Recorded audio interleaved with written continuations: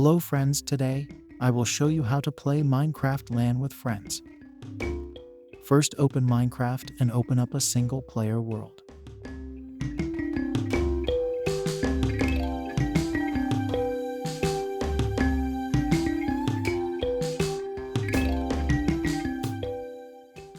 Now press escape and press open to LAN button.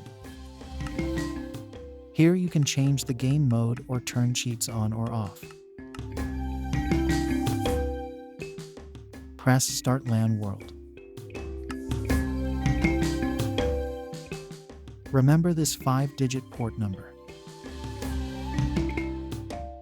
In your friend's computer, the LAN world you hosted should appear here.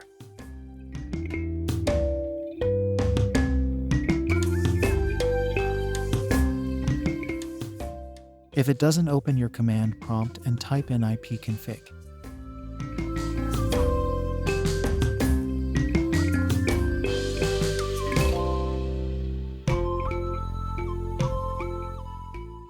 Copy this IPv4 address.